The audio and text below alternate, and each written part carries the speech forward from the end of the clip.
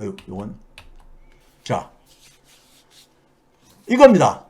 여러분들에게 저기 수치가 나와서 좀 이제 연세가 있으신 분들은 굉장히 이 내용을 듣기가 불편할 수 있을 거예요. 근데 뭐 수치 그를 가능하면 그 불편하시면은 그냥 내용만이라도 가능한 뭐 제가 설명하는데 재주가 좀 부족해가지고 갈 수 있는데 이런 겁니다. 미국의 서브프라임 모기지가 이게 지금 이제 아까 얘기했었던 최근에 그러니까는 그 어떤 그린실 사태를 설명하기 위해서는 이게 좀 필요하기 때문에 제가 간 겁니다.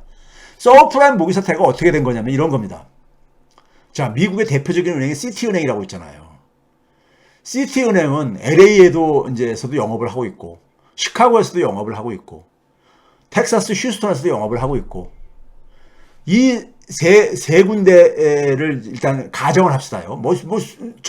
미국의 53개 주에서 다 영업을 하고 있지만은, 뭐 이렇게 하고 있지만은, 하여간 이 세 가지만 일단 공간 제약으로 인해가지고요. 이렇게 했다 합시다.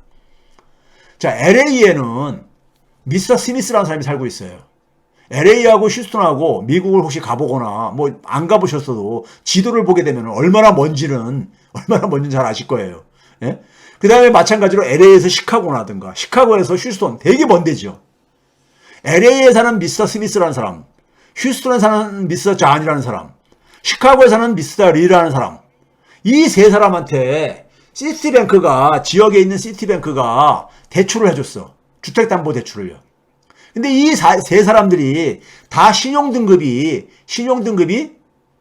서브프라임 등급들이야. 예? 전통적으로 그러니까 대출받기 힘든 이런 사람들이다 이거예요. 근데 이런 사람들한테 그러니까 정책 지원, 우리 이명박 정부 때, 박근혜 정부 때 막 빚내서 집 사라 이렇게 하면서 막 장려했듯이 미국도 클린턴 정부하고 부시 정부 때 이런 걸 막 장려했어요. 네? 장려했습니다.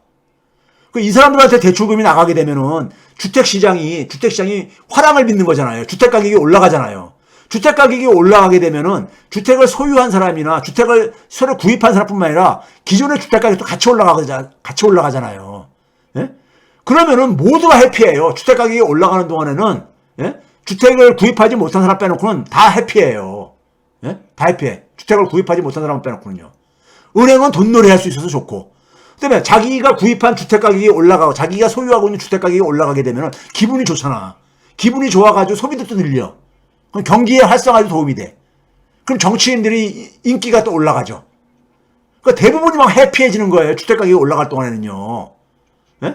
그러니까 이 주택시장을 화랑을 만들어내기 위해서, 경기를 화랑을 만들어내기 위해서 아주 의도적으로 주택경기 부양을 하는데, 부양을 하다 이제 그러니까 이 하기 위해서는 이 은행이 정상적으로 그러니까 대출을 안 했던 사람들한테까지 정책이 보조를 해줘가지고, 정책이 위험을 그렇게 나눠가져가지고 이들한테 대출을 하게 해준 거예요. 이 서브프라임 등급들한테. 예를 들면 이런 겁니다. 이 사람들은 그러니까 계산을 쉽게 하기 위해서요. 이 사람들의 신용등급이라는 것은 신용평가회사에서 신용등급을 어떻게 평가하냐면 되게요. 이 사람 신용이라는 건 결국 뭐예요? 내가 돈을 그러니까 저 사람하고 거래했을 때 저 사람이 그러니까 얼마나 그 약속을 지킬 수 있느냐. 이 정도잖아요. 예? 내가 돈을 빌려줬는데 저 사람이 나한테 그러니까 돈을 상환을 그러니까 100% 할 건지 90%만 할 것인지, 예? 확률 문제로 우리가 치환을 시킬 수가 있잖아요. 확률 문제로. 예? 그러니까 우리가 어디에 투자했을 때 돈을 잃을 확률 뭐 이렇게 갈 수 있잖아요. 예? 100%인 것은 거의 없어요. 현금 빼놓고는요. 예? 그렇죠? 그러니까 이걸 그러니까 우리가 이게 PD라고 표현하는 게 바로 뭐냐면요. probability, 확률이라는 뜻이죠. of default, 파산 확률을 10%. 저 사람이 그러니까 이 돈을 빌려준 사람이 돈을 그러니까 상환하지 못할 확률이 10%라는 얘기인 겁니다. 계산을 간단하게 해서 10이라는 숫자를 간 것뿐이에요. 10이라는 숫자를 하게 되면 이건 완전 쓰레기 수준입니다. 내가 돈을 투자했는데 내 돈을 회수를 못할 확률이 10%나 돼. 그런 데다가 투자할 사람은 일반 사람은 거의 없습니다. 아무리 수익률이 높아도요. 그렇죠? 이런 사람들한테 이 세 사람이 다 이런 사람들인 거야. 신용등급이 굉장히 낮은 사람들인 거죠. 이런 사람들한테 어떻게 해줬느냐? 20만 달러를 뭐 주택가격을 고려해가지고요. 그 당시에 한 20만 달러를 20년 만기로 연 이자율 8%로, 당시에 그러니까 이자율이 이렇게 올라갔을 때이기 때문에요. 금융위기 직전에 8%로 이렇게 해줬어요. 20만 달러를 20년 동안 만기 8%로 예? 이렇게 해줬어요. 세 사람한테 다요. 똑같은 조건으로. 그러면 이걸 가지고 이 사람한테 빌려준 이 돈을 이걸 가지고요. 은행은 어떻게 하느냐? 금융회사는 어떻게 하느냐? 증권을 만들어요. 아까 했듯이 MBS라는 증권을. 은행은 이들한테 받을 채권을 갖고 있는 거잖아요. 채권을. 예? 20년 동안에 이자율과 뭐 분할상환이면 원금과 합해가지고 이게 매달 들어오는 이게 수입이 보장된 채권, 보장됐다는 표현보다는 수입이 있는 하나의 자산이잖아요. 채권 자산이잖아요. 그렇죠? 자산인 거예요. 그렇죠? 대출금이라는 것은. 근데 이게 뭐예요?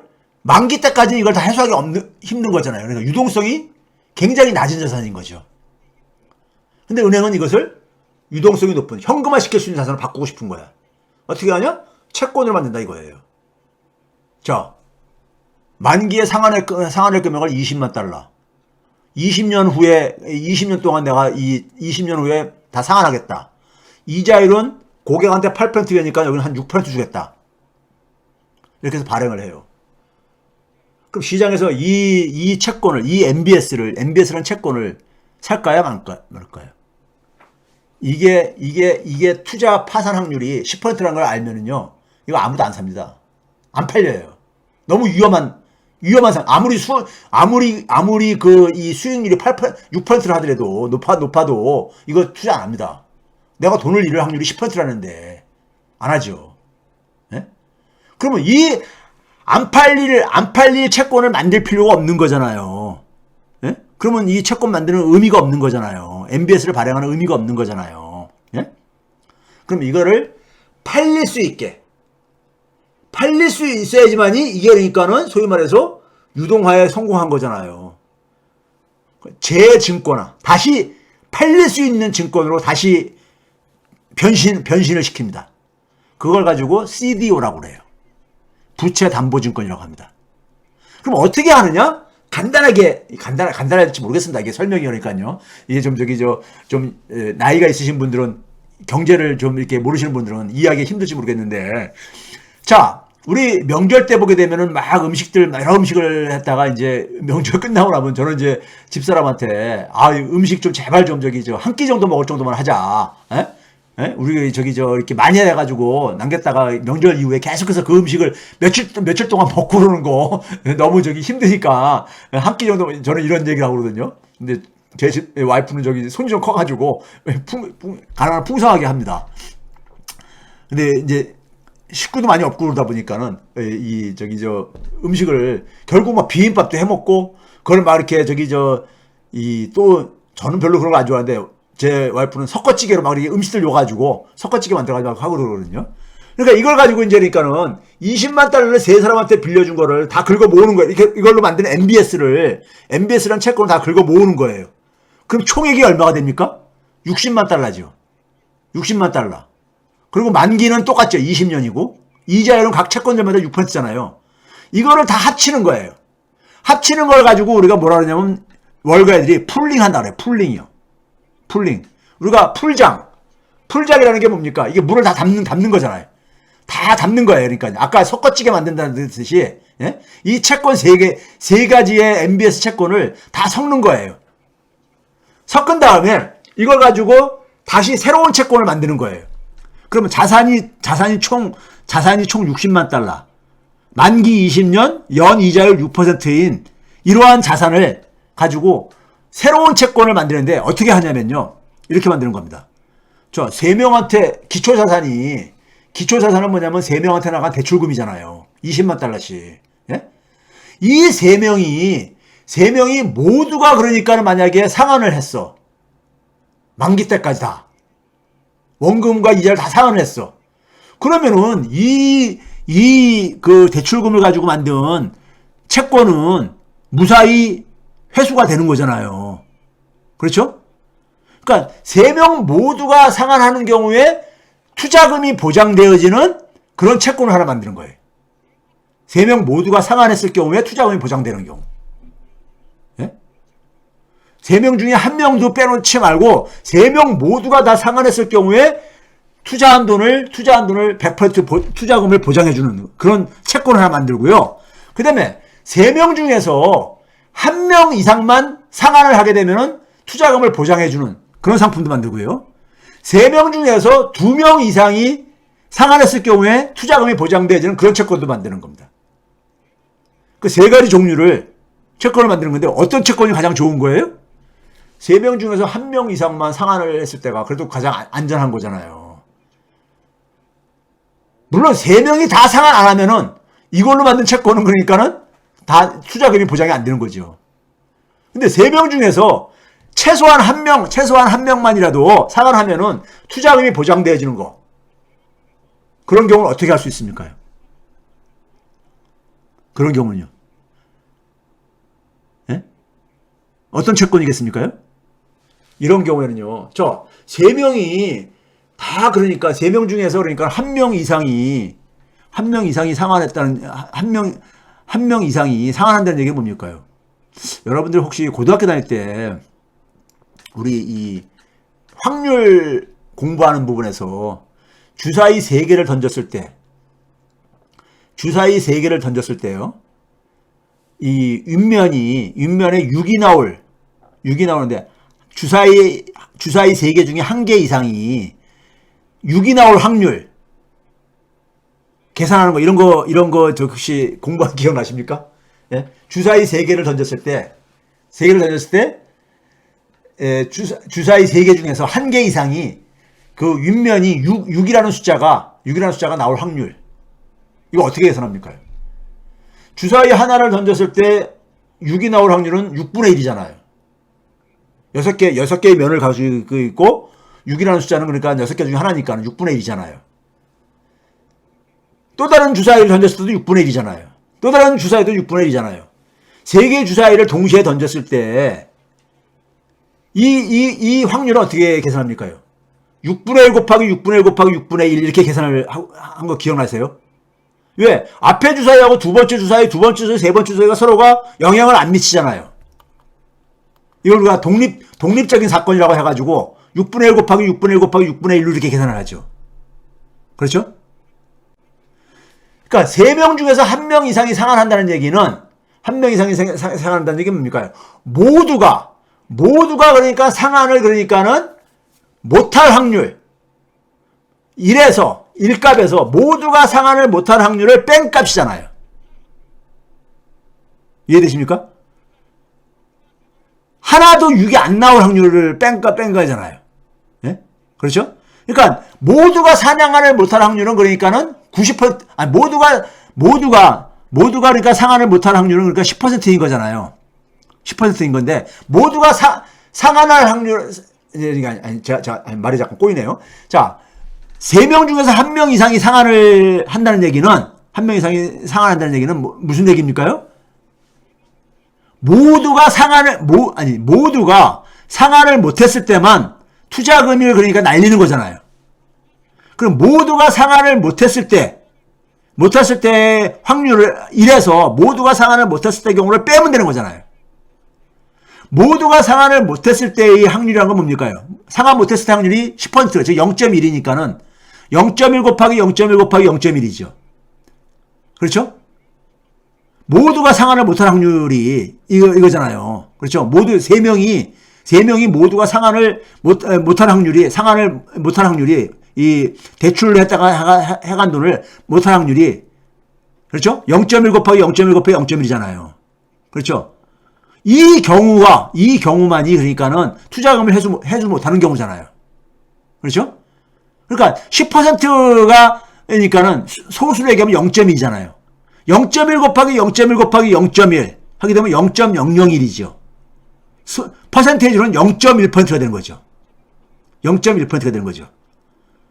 즉 기초자산은 10%가 그러니까는 파산 확률인데, 즉 뭐냐면 회수를 못할 확률인데, 이걸 다시 섞어서 만드니까는 0.1%짜리 파산 확률이, 회수를 못할 확률이 0.1%짜리인 새로운 채권이 만들어진 거예요.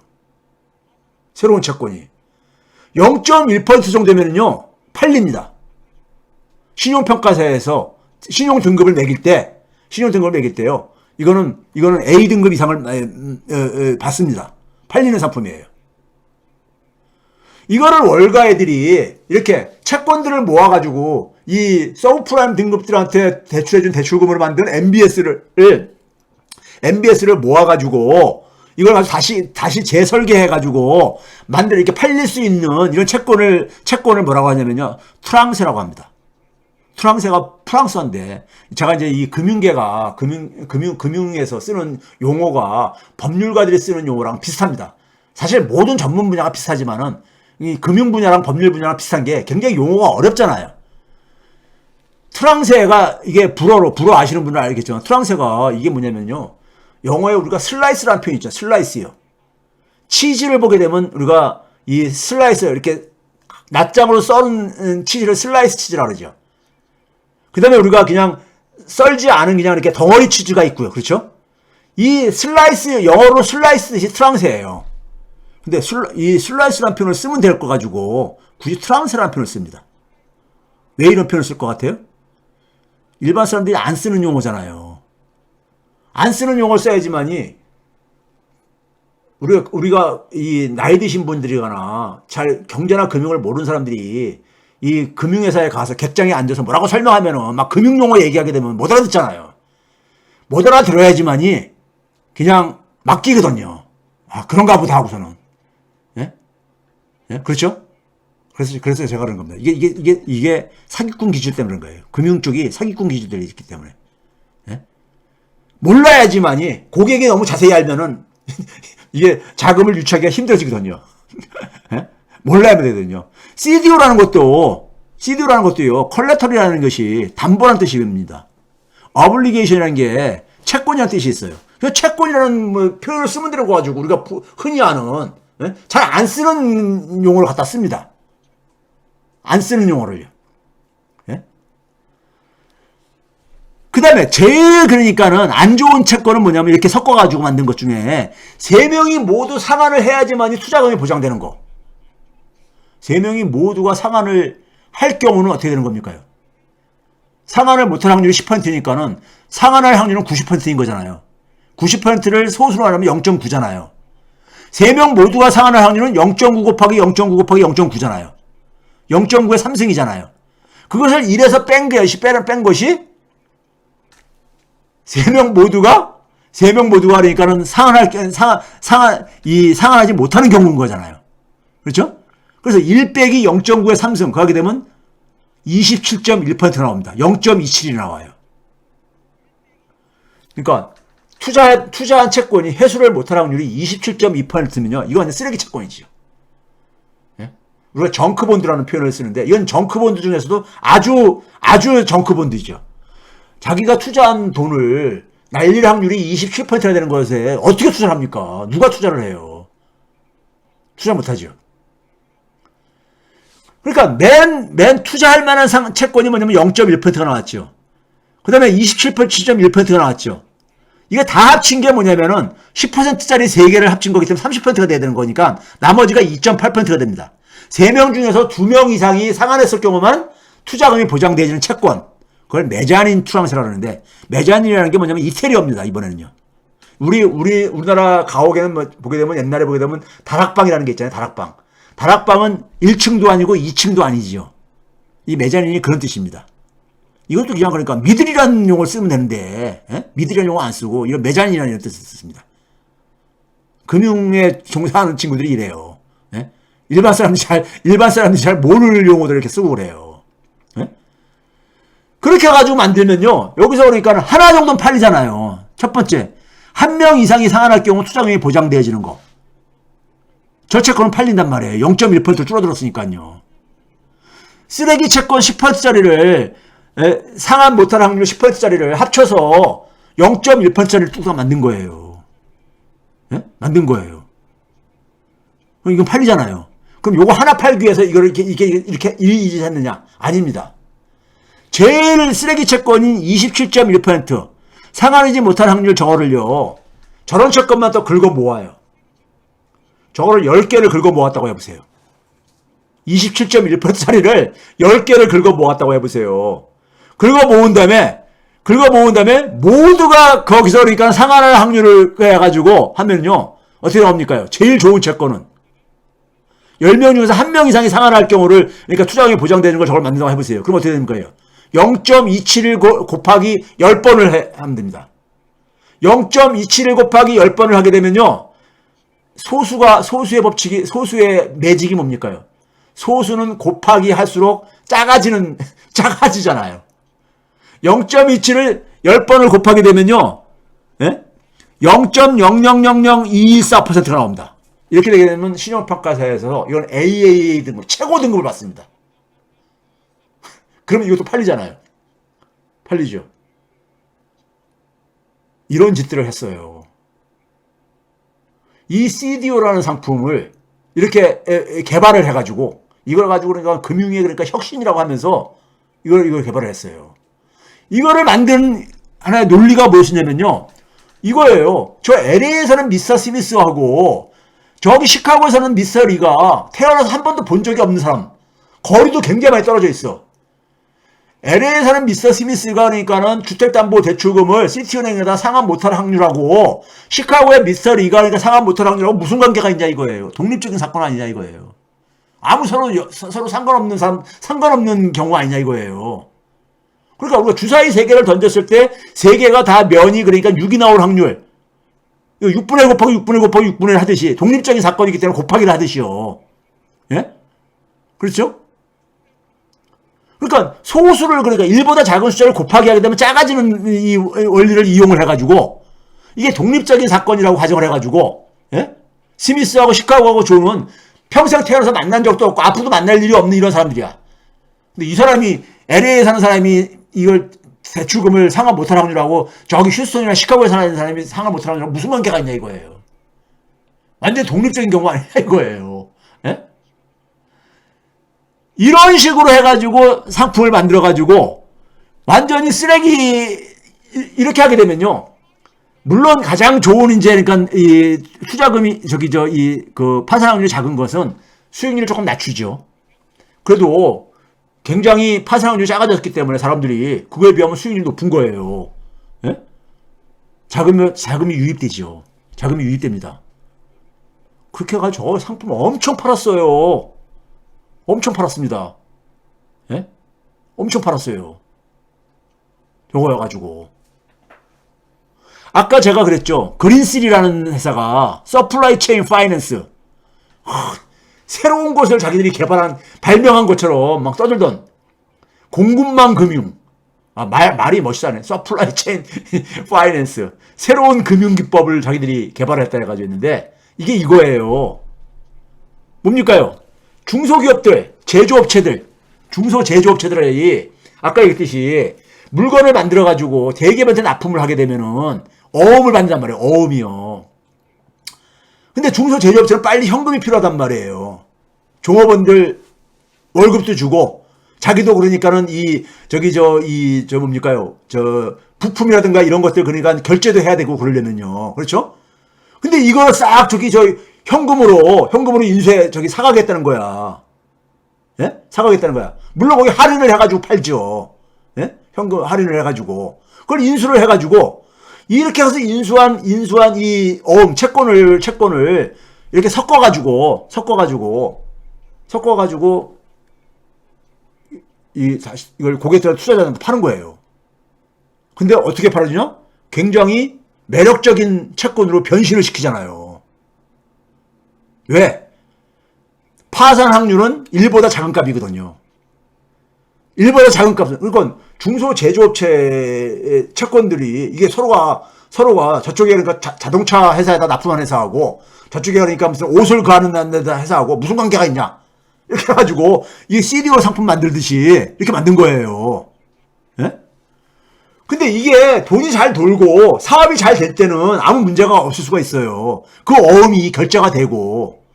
그런데 팬데믹이 터지면서 어떻게 됐을까요? 사업들이 막 그냥 엄청난 타격을 받았잖아요.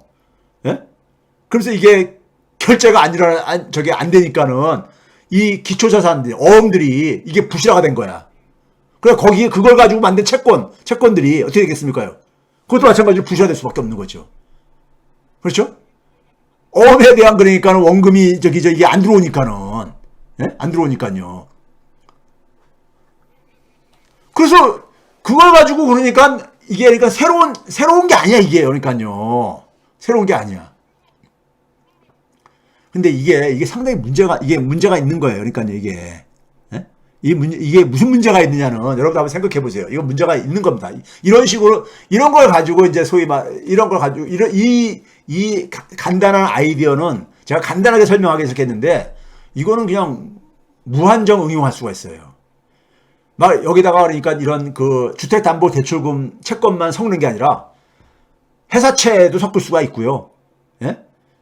대학생들한테 빌려주는 학자금 채권도 섞을 수가 있고 해가지고 고객들이 원하는 입맛에 맞는 그러니까 수익률과 고객들의 입맛에 맞는 그러니까 이 그 신용평가 등급, 신용 등급을 만들어 맞춤 생산을 해줄 수가 있어요. 이건 단순히 수학적인 문제이기 때문에. 이거 수학적인 문제잖아요. 예? 맞춤 생산을 할 수가 있는 거야. 맞춤 생산을.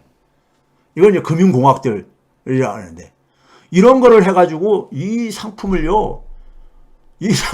몇천억 달러씩 팔았어요. 이거 가지고요. 예? 그러다가 이제 주택 가격이 하락하니까는 주택 가격이 하락하면 어떻게 됩니까요? 이 사람들이 이거 빌려간 사람들이 자기가 20만 달러 빌려갔는데 18만 달러짜리로 줄어들었어요.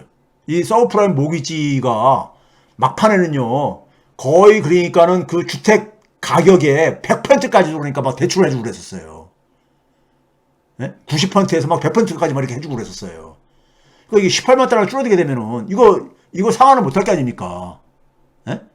주택 가격이 하락세로 꺾이면서 이걸로 만든 MBS들이 채권 가격도 마찬가지로 하락할 게 아닙니까? MBS들 가지고 만든 CDO 이것도 가격이 하락할 게 아닙니까? 연쇄적으로 막 일어난 거예요. 거기다가 무슨 짓을 했냐면은 여기서 이제 레버리지 기법도 결합됩니다. 이 MBS나 CDO라는 채권을 담보로 해가지고 CP를 발행을 해요. 기업들이 많이 단기로 자금을 조달하는 게 어음이잖아요. CP라고 그러죠. 커머셜 페이퍼 영어로요. 기업 어음이라고 그러죠. 기간이 짧은 3개월에서 한 1년 정도 이렇게 우리나라에서 주로 발행하는요. 이걸 담보로 해서 어음을 발행하는 거예요. 그걸 가지고 ABCP라고 합니다. 자산담보 기업 어음이라고 해가지고요. 그래가지고 자금을 조달을 해가지고 그걸 가지고 CDO에다 투자를 하는 거야. 이 CDO는 수익이 높을 수밖에 없는 거잖아요. 거기다가 신용 등급은 좋으면서 수익률이 높을 수가 있잖아요. 그렇죠? 여기다 투자를 해가지고 그럼 장부상에 수익이 확 올라가는 거예요. 근데 아직 실현된 수익은 아닌 거야. 만기가 안 들어왔으니까. 근데 장부상에 수익이 발생했다고 해가지고 이거 가지고 서로가 성과금 배분 잔치까지 한 거야. 금융위기 전에요. 엄청 월가가 썩었습니다. 이 성과금 잔치를 이거 가지고 팔고 이거 거래한 회사들이 엄청 성과금 잔치하면서 돈을 막 돈 잔치 벌인 거예요. 그러다가 엄청난 금융위기가 나타난 거고요. 자, 이건 한마디로요. 금융 사기예요, 이건요. 금융 사기야. 근데 이게 평상시에는 이게 잘 안 나타나져요. 이런 사기성이, 위험성이 있는 것들이, 금융에서는요. 예, 우리가 평상시에도 그러니까 우리가 예를 들어서 좀 이제 자기가 혈압이 약간 높고 좀 이제 그한 사람들도, 뭐 한두 번 이렇게 무리를 할 때는 좀 힘들고 그래도 별 문제가 없을 수가 있잖아요. 근데 그러다가 며칠 막 과로를 해가지고 하고서는 그다음에 새벽에 막 거기다 운동까지 했어. 막 그렇게 몸을 막 아주 혹사시켰어. 그럼 사고가 날 수 있잖아요. 예? 사고가 날 수 있잖아요. 그렇죠? 특히 추운 겨울에 갑자기 아침에 추운 온도가 떨어진 데 나가서 막 뛰고 그러다가 이게 그런 사고 나는 경우도 있거든요. 그랬을 때 이 금융도 마찬가지입니다. 돈이 안 돌기 시작하거나, 그 다음에 뭐냐면은 환경이 확 변했을 때, 최근처럼 금리가 막 인상할 때, 이럴 때는 이게 이제 그러니까 이 발행한 CP는 만기는 돌아왔는데, 만기 들어오는데 이 CP가 발행이 안 되는 거야. 왜? 가격이 하락하기 시작하니까는 그걸로 담보로 해가지고 만든 CP가 이 기업 어음이 사람들이 거래를 안 하는 거죠. 그러니까 상환을 못 하는 거지. 상환을 못 하는데 자기가 투자한 CDO라는 이런 상품은 장기 상품이니까 현금화가 안 되어지고 앉아있고. 예? 더군다나 이 CDO라는 상품에 대해서 불신이 높아지니까는 아예 거래조차가 실종돼버리고. 이러면서 막 터진 거예요. 대표적인 게 리먼 브러스 같은 경우죠. 리먼 브러스가 이렇게 하다가 막판에는 자기 자산을 담보로 해서 RP까지 발행했죠. 그것도 5%나 이자 준다고 해서. 그래서 리먼 브러스가 발행한 걸 RP105라고 합니다. 할인율을 5%나 해가지고요. 네? 해가지고요. 자, 시간이 많이 갔네요. 했는데, 자, 여기서 할게요. 그래서 그런 점에서 아까 앞에서 얘기한 증권의 재증권화가 바로 이런 겁니다. 이걸 이제 복합파생 상품이라는데, 예? 이래가지고 이 증권의 재증권화에는 레버리지하고 그 다음에 뭐냐면은 이 소위 말해서 재증권화 방법이 결합돼가지고 금융위기를 일으켰던 거예요. 일으켰는데 이게 아까 얘기했듯이 소위 말해서 크레딧 스위스가 지금 저렇게 부실화가 되는 하나의 원인 중에 하나가 두 가지 요인이 아까 그린실이 있었죠. 그린실. 서플라이 체인 그러니까 파이낸스하고 또 하나가 뭐냐면은 우리나라 사람 한국계 그러니까 미국에 이민 가가지고 이 금융계에서 성장했다는 빌황이라는 사람 있죠. 빌황이라는 사람이요. 한국계 이름도 있던데. 하여간 이 사람이 이 왼쪽에는 중앙일보 기사고 오른쪽은 조선일보 기사인데 이 사람이 그러니까는 하루 만인가 이틀 만인가 무슨 말이니까 200억 달러를 그러니까 날려버린 이런 이제 그러니까 최단시간에 손실을 났다 이러잖아요. 이 사람이 한 것도요. 이 레버리지를 활용을 한 거예요. 레버리지를. 자기들 돈만 가지고 그러니까는 주식 투자를 한 게 아니라 주식이 굉장히 호황일 때는 주식 투자에서 별로 사고가 잘 안 납니다. 주식 투자를 아니라 많은 돈을 차입을 빌려다가 그러니까 합쳐가지고 이 주식에 투자를 한 거예요. 거기다가 이 사람은 뭐냐면은 이 주식을 자기가 거래하는 주식 중에는 7개 회사는 자기가 그 회사의 주식의 70%를 그러니까 지분을 소유할 정도로 자기가 그러니까는 이 컨트롤할 수 있는 공급 이 가격을 이렇게까지 장치를 해가지고 이렇게 해놨다 보니까는 자기 회사의 직원들한테 여기다 투자하라고 투자 강요까지 했다고만 이제 이렇게 이 사람이 지금 지금 소송 이 검찰한테 기소돼가지고 저거 하고 있는데 막 강요했다고 이렇게 이제 이런 말도 나오고 있지만은 이 사람은 그러니까 이거 안전한 투자니까는 막 하라고 이렇게 해가지고 5천만 달러를 이렇게 직원한테 그러니까 유치까지 해가지고 투자를 했다라든가 이렇게 하거든요. 근데 이 주식 가격이 그러니까 우리가 이게 항상 오를 수 있는 게 아니잖아요. 떨어지게 되게 되면은 그 빌려온 돈 자기가 그러니까는 자기 돈이 그러니까 일종의 뭐냐면은 증거금인데 그 돈을 빌려준 사람들은 불안하니까 뭡니까요? 증거금을 더 확보를 소위 마진콜이라고 하죠. 증거금을 더 확충을 못하게 되면은, 요구하대로 못하게 되면은, 자금을 회수하려고 할 게 아닙니까? 이게 그러면서 이제 파산을 했던 거거든요. 파산을 했던 건데, 주식에다가 이제 그러니까는 운용을 하면서 그러니까는, 주식이 그러니까는 크게 이제, 이 가격이 하락하지 전에는 이 문제가 안 생길 수가 있다고요. 아무리 그러니까 차입을 많이 해가지고 이 투자를 하더라도요. 그런데 손실이 생기는 순간에는 역으로 그러니까는 이 빌려준 사람들 돈들이 그 빌려준 돈들을 안전하게 해소하기 위해서 추가 증거금을 그러니까는 확보하고 싶어 하죠. 이런 것들이 생겼던 게 그거고. 그래서 이게 그건 겁니다. SEC라는 게 그러니까 미국 증권거래위원회라 했잖아요. 이 아케고라는 게 이 빌황이 만든 회사인데 여기서 그러니까 1,600억 달러를 그러니까는 레버리지에 그러니까 사용했다는 거예요. 레버리지에 1600억 달러를. 엄청난 거죠. 예? 약 70% 정도를 그러니까는. 전체 운용하는 자산 중에 70%를 그러니까. 그리고 뭐냐면 이 돈을 이렇게 많이 이렇게 차입을 이용한 것은 7개 그러니까 회사들 같은 경우는 7개 회사 같은 데서는 그러니까 자기가 최대 주식을 다 이게 사들여 가지고 그러면 그 회사의 주식을 자기가 주가를 컨트롤할 수 있다고 생각한 거죠. 예? 그래서 가능한 한 그러니까는 이 그 파산 가능성을 주가 폭락의 가능성을 최소화시키려고 자기 나름의 노력을 한 거죠. 노력을 했는데도 불구하고 이게 그러니까 주가가 그 하락을 그러니까는 본인이니까 100% 막을 수가 없는 거잖아요. 주가가 급락하면서 소위 그러니까 뭐냐면은 증거금을 더 요구를 하면서 증거금 메꾸지 못하면서 워낙 많은 돈을 차입했으니까는 1600억 달러라고 했으니까 1600억 달러면 이게 보통 돈입니까요? 그러면서 이게 파산을 한 겁니다. 그래서 지금 수감을 그러니까 최대는 그러니까 이 검찰 쪽에서는 380년, 20년에서 380년 이 형을 수감될 수 있다는 가능성까지 이렇게 나올 정도인 겁니다. 그래서 이렇게 이게 바로 뭐냐면요. 이겁니다. 그러니까요. 지금 제가 간단하게 요약한다면 이거예요. 주택 소유일 이제 저신용자에게 막 주택금융으로 이제 돈놀이 할 때를 더 넓히기 위해서 저신용자에까지 확정을 시킨 거예요. 이렇게 하게 되면 주택 수익이 올라갈 수가 있고 주택 가격도 올라갈 수 있고 경기 부양 효과가 있을 게 아닙니까?